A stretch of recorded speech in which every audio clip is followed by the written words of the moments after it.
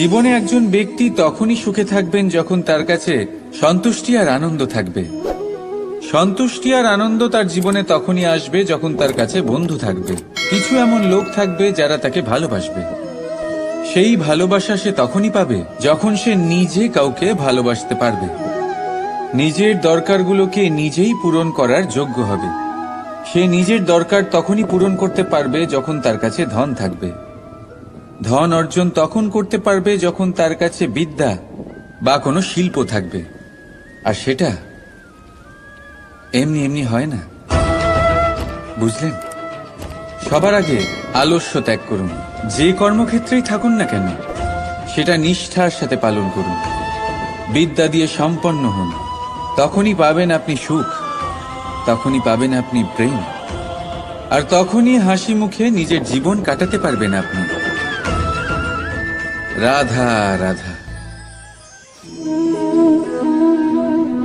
এই সংসারে আপনার সব থেকে বড় শত্রু কে? এই প্রশ্ন যে কাউকে আপনি জিজ্ঞেস করুন, প্রত্যেকের কাছে কারোর না কারোর নাম তো অবশ্যই থাকবে যাকে সে তার শত্রু মনে করে। চলুন আপনাকে বাস্তব কথা মনে করাই।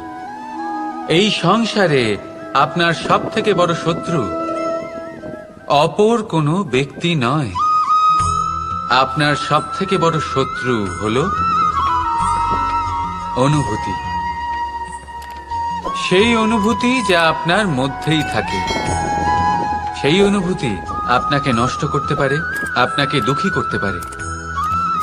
অনুভূতি যেমন অহংকার, লোভ, ক্রোধ আর মোহ আপনার পতনের কারণ হতে পারে। অহংকার অন্য কাউকে তুচ্ছ ভাবতে বাধ্য করে দেয়। মোহ আপনাকে ব্যাকুল করে তোলে। লোভ আপনার কামনা বাড়িয়ে তোলে। আর ক্রোধ, যেটার আগুন সর্বপ্রথম আপনাকেই পুড়িয়ে ফেলে। এবার যেমন আমরা অন্য কোনো শত্রুর জন্য ভাবি, এই শত্রুর জন্য কি করব, কিভাবে এই শত্রুকে পরাজিত করা যায়, কিভাবে একে পরাস্ত করা যায়, এই অনুভূতি কিভাবে একে পরাজিত করা যায়, যেহেতু এটা আপনার ভেতরেই আছে। আছে কোনো অস্ত্র? অবশ্যই আছে। আর এই অস্ত্রের নাম হলো সন্তুষ্টি। সন্তুষ্টি একমাত্র পারে আপনার মনকে শান্ত করে দিতে। এই সন্তুষ্টি একমাত্র পারে আপনাকে জীবনে সুখ আর আনন্দের সাগরে নিয়ে যেতে। তাই জীবনে সবসময় সন্তুষ্ট থাকুন। যেটা আছে তার মধ্যে আনন্দ খুঁজুন, জীবন আরো সুখময় হবে। রাধা রাধা। মানুষ সর্বদা এটা বিশ্বাস করে তাকে ওপরে উঠতে হবে, ওপরে, আরো ওপরে উঠতে হবে। কিন্তু আসল বিষয় হলো যে যতক্ষণ না আপনি চূড়ায় পৌঁছবেন, ওপরে উঠে আপনি আনন্দ পাবেন না। এবারে দেখুন এই বৃষ্টি, বৃষ্টি যখন এই আকাশ থেকে পড়ে তখন এই ধরাও তাকে স্বাগত জানায়। কারণ বৃষ্টি পড়ে এই ধরার তৃষ্ণা মেটাবার জন্য। বৃষ্টি এলে বন জঙ্গল আনন্দে নেচে ওঠে, ময়ূরপঙ্খী নেচে ওঠে, গান করে। এই কারণে নয় যে বৃষ্টি পড়েছে, এই কারণে যে বৃষ্টি কোনো ভাব নিয়ে পড়েছে। কিন্তু তার বদলে যদি আকাশ থেকে বজ্র বিদ্যুৎ সহ বৃষ্টি পড়ে, এই প্রকৃতি ভয়ভীত হয়ে যায়। অর্থাৎ এই ভাব অত্যন্ত গুরুত্বপূর্ণ।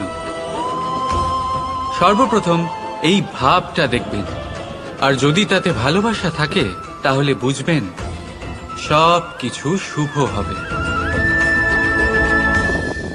রাধা রাধা।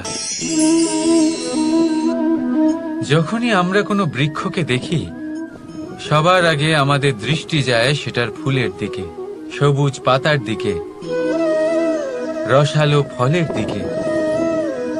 কিন্তু সেই কঠোর, সেই নিঃস্বার্থ শিকড়, তার দিকে আমরা একবারও তাকাই না। এবার এটার অর্থ হলো এই যে বলিদান দিল, যে ওই বৃক্ষের তলদেশে আছে, ওই বৃক্ষের বৃদ্ধি ঘটিয়েছে, তার কোনো মূল্যই নেই। না, মনে রাখবেন, যখনই আমরা কোনো বৃক্ষকে জল প্রদান করি, সেটার পাতা, ফুল বা ফলকে নয়, সেটার শিকড়কে প্রদান করি। যখনই আমরা কোনো বৃক্ষকে পুজো করি, এই ফুল, এই তিলক আমরা তার শিকড়কে অর্পণ করি। অর্থাৎ কোথাও না কোথাও জ্ঞানে অজ্ঞানে এই প্রকৃতি আপনাকে সেই সম্মান দেয় যেটার আপনি যোগ্য। আর সেই জন্যই তো আমি বলি যে তুমি কর্ম করে যাও, তার ফলের চিন্তা করো না। তুমি সেই সম্মান অবশ্যই পাবে যেটার তুমি যোগ্য, শুধু মনে বিশ্বাস রাখো। রাধা রাধা।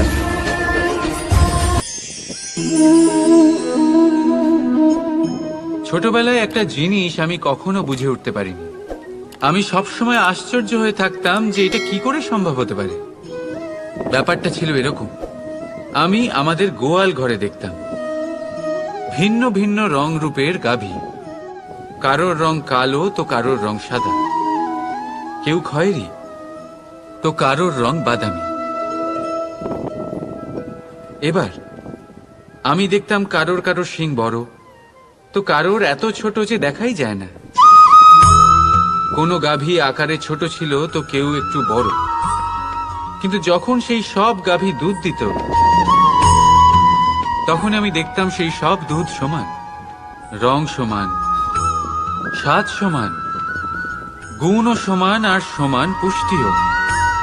এবার আমি এটা বুঝতে পারতাম না। আমার দৃষ্টিতে তো সমস্ত গাভী আলাদা আলাদা ছিল। আমি ভাবলাম আমি মাকে জিজ্ঞেস করি। মাকে জিজ্ঞেস করলাম। মা আমাকে বললেন, কানাই, রং রূপ পাল্টালেও গাভীদের বাস্তবিকতা তো পাল্টায় না। গাভী তো গাভীই থাকবে। এবার আমি এটা বুঝতে পারি না যে মানুষ এটা আত্মসাৎ কেন করতে পারে না। দেখুন, রং, রূপ, জাত, ধর্ম, ভাষা, এই সবের উপরে হলো মনুষ্যত্ব। আর মনুষ্যত্বের একটাই ধর্ম, আর সেটা হলো প্রেম। তাই এই প্রেম আপনি সকলের সাথে ভাগ করে নিন, প্রেমের সাথে সকলের সেবা করুন। এই মনুষ্যত্বের অমৃত চেখে দেখুন, আর আপনি বুঝে যাবেন যে আমরা কেউ আলাদা আলাদা নই, আমরা সবাই সমান। রাধা রাধা।